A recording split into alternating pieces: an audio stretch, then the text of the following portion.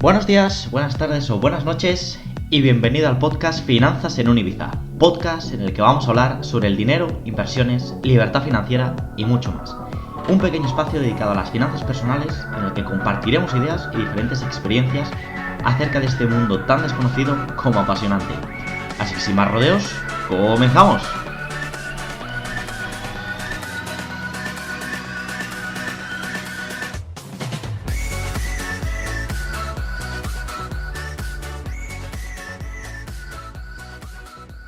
Muy buenas a todos y bienvenidos a un nuevo capítulo del podcast Finanzas en un Ibiza.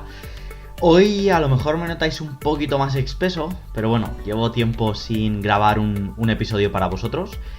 ¿Por qué? Porque como habréis podido ver, hemos lanzado una página web, librosdefinanzas.net, en la que tenéis un montonazo de contenido, bien sea resúmenes de libros, artículos, hablando de Bitcoin, hablando de ahorro, hablando de inversiones, hablando de un montón de cosas, y eso pues bueno, nos ha tenido entretenido durante las últimas semanas, y todo para que podáis tener acceso a ese conocimiento, ¿no? Un poco financiero, además de forma totalmente gratuita.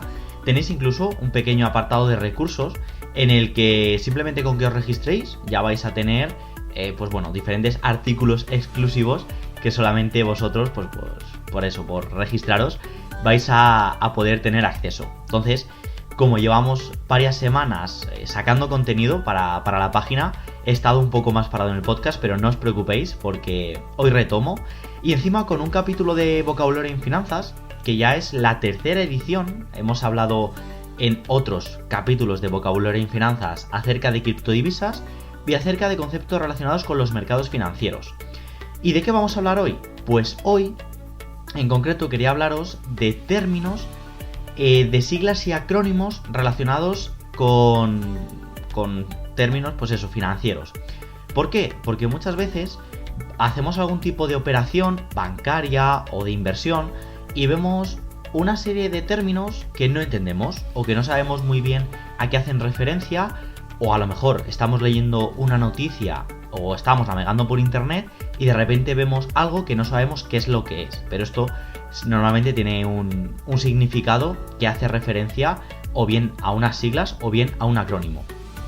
He de sincerarme con vosotros, y yo soy el primero que he tenido que buscar cuál es la diferencia entre una sigla y un acrónimo, porque la verdad que bueno, estaba un poco perdido, pero bueno, para que lo sepáis también, las siglas son palabras compuestas por las iniciales de los mismos términos que van a componer dicha palabra, y los acrónimos hacen referencia a una fusión de elementos léxicos que también van a dar pie a un nuevo término, un nuevo concepto.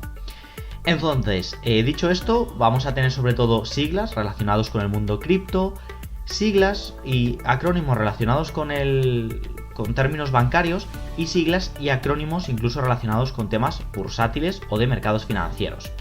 Como siempre, yo creo que tenemos en torno a unos 10 términos que vamos a ir desgranando en el capítulo de hoy. ¿Cuál es el primero? Pues el primero es el término de FOMO, F-O-M-O. En inglés vendría a decir algo así como Fear of Missing Out, y este es un término que se ha utilizado mucho, sobre todo a la hora de hablar de Bitcoin, y que hace referencia al miedo de quedarse fuera de una operación. Lo explico con un ejemplo. Imaginaros, bueno, ya sabéis que Bitcoin ha tenido un rally alcista tremendo, ya tuvo uno en 2017 y se hablaba de burbuja financiera, pues bueno, en 2020 y 2021 ha vuelto a replicar ese rally. ¿Y qué consiste? Como os decía, ese miedo a quedarse fuera, en que hay gente que ha ganado lógicamente mucho dinero, que a lo mejor compró en marzo, abril o mayo de 2020 1.000 euros, por poneros un ejemplo, y al cabo de solamente un año ha multiplicado por 8, por 9 o por 10 sus beneficios. ¿Qué sucede? Que esto generalmente desemboca en un estado de euforia.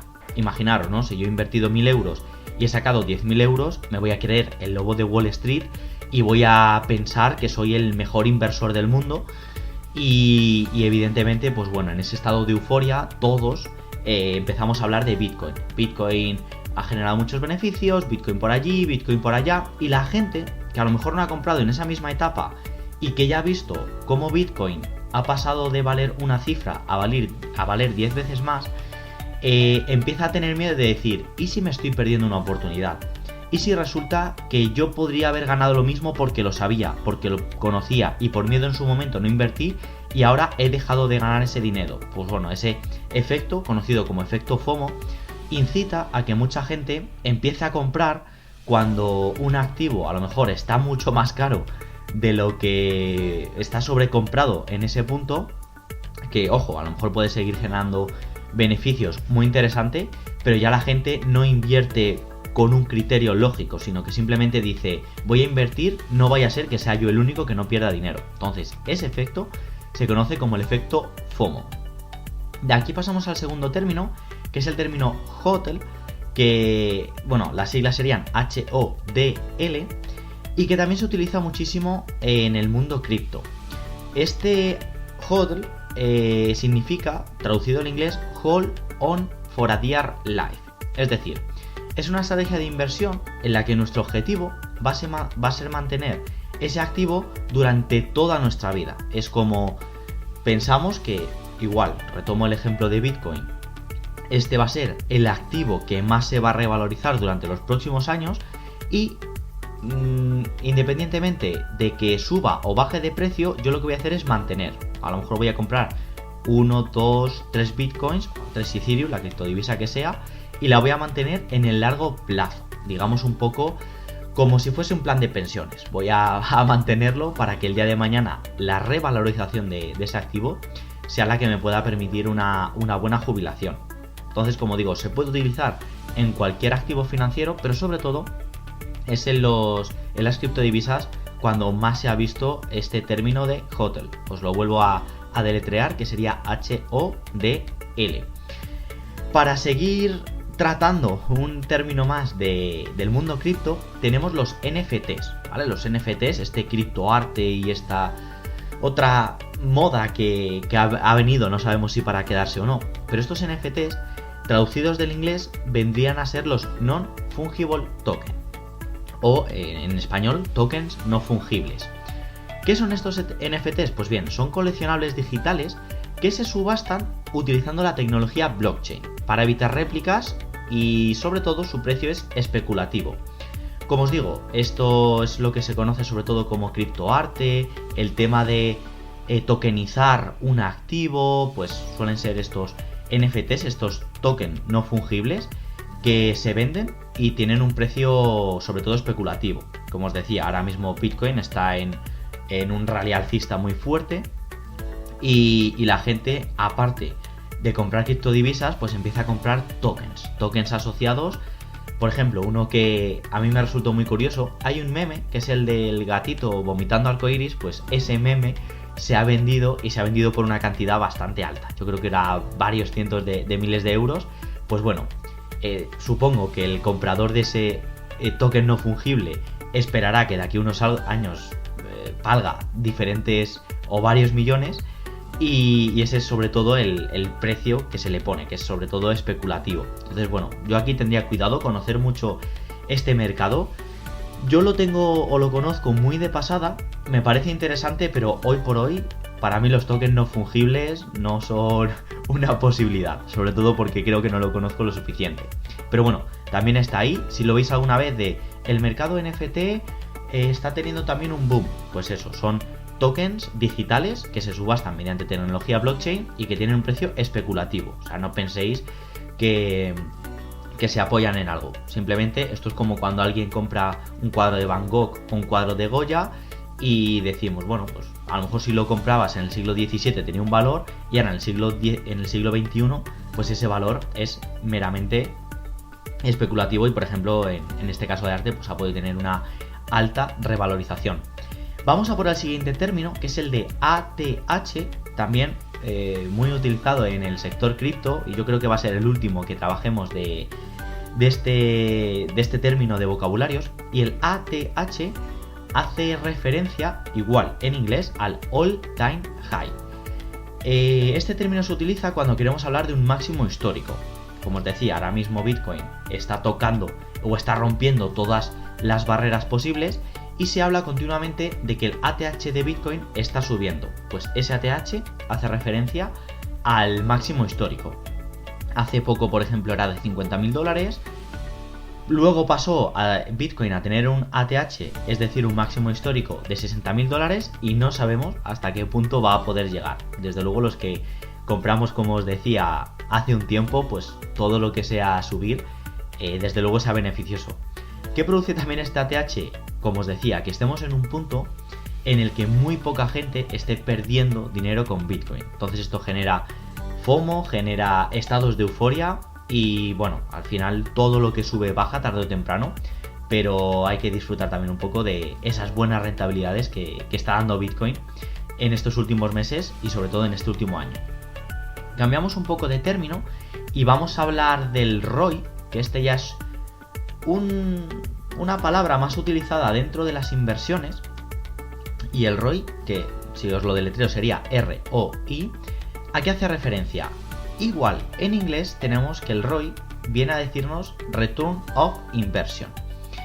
¿Y esto qué quieres decir? Pues eso, es un parámetro que se utiliza para determinar la rentabilidad neta de una inversión.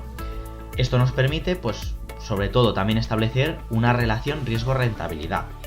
El ROI sobre todo es muy interesante para quien se dedica a hacer inversiones con carácter mensual o anual para determinar los resultados.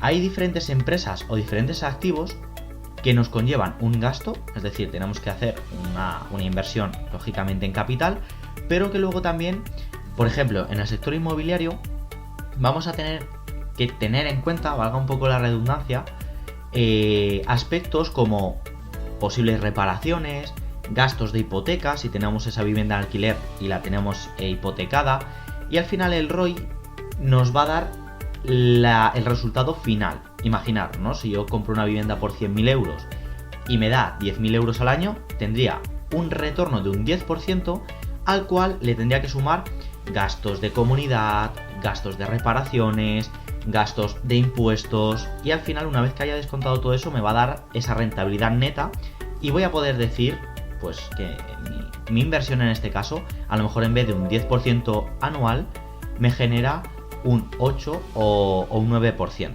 Pues eso es un parámetro que tienen en cuenta muchos inversores para al final lanzarse o no a ese activo en concreto. De aquí vamos a pasar a otro término que es el del PER, igual traducido del inglés, o viene a ser el Price to Earnings Ratio, y este ya es un parámetro que se utiliza sobre todo en bolsa, en mercados bursátiles. Deletreado sería PER, y es un valor que nos indica cuántas veces se está pagando el beneficio neto anual de una empresa al comprar una acción de esta, ¿vale? Esto sobre todo es para quien le gusta invertir en dividendos, pues hay que tener en cuenta este tipo de parámetro como es el PER. Un PER elevado generalmente nos indica que los inversores están pagando un poco más caro por cada unidad de beneficio de esa empresa. Vamos con el ejemplo. La empresa X, vamos a poner que en bolsa cotiza a 10 euros y nos produce un dividendo, un beneficio neto anual de 1 euro por cada acción que nosotros tengamos. Pues bien, en este caso el PER sería de 10, es decir, esos 10 euros dividido entre 1 euro de beneficio que nos produce al año, pues tendríamos un PER anual de 10. Por ejemplo, si la acción en vez de cotizarse por 10 euros cotizase por 13, pues tendríamos un PER de 1,30. Como os decía, este parámetro es interesante tenerlo lo más bajo posible, sobre todo porque nos va a indicar que estamos comprando una acción barata, aunque si encontramos en determinados casos que un PER es alto, puede ser o bien porque esa acción esté sobrevalorada en un momento concreto, o porque las expectativas de crecimiento sean altas. Entonces, bueno, aquí ya cada uno que determine, pero generalmente cuando vemos un PER por debajo de 8 o 9, suele ser que la acción está barata y bueno, genera interés en muchos de los inversores. Volvemos a cambiar de término y vamos a ir en este caso a hablar de un concepto que es el TIN, el TIN. Cuando hablamos de que hemos pedido un presupuesto o que hemos pedido un crédito al 3% TIN y al 2% TAE, por ejemplo, pues vamos a ver en qué consiste ese TIN. El TIN hace referencia al tipo de interés nominal y es el porcentaje que se va a agregar al capital cedido como remuneración durante un periodo determinado. Es decir, son los intereses que vamos a pagar. El TIN no suele tener en cuenta otro tipo de gastos, ¿vale? Simplemente suele ser el porcentaje de más que nosotros pagamos por pedir un crédito o por pedir un préstamo determinado. Y eso, simplemente pues suelen ser las comisiones que nos van a cobrar por un determinado producto.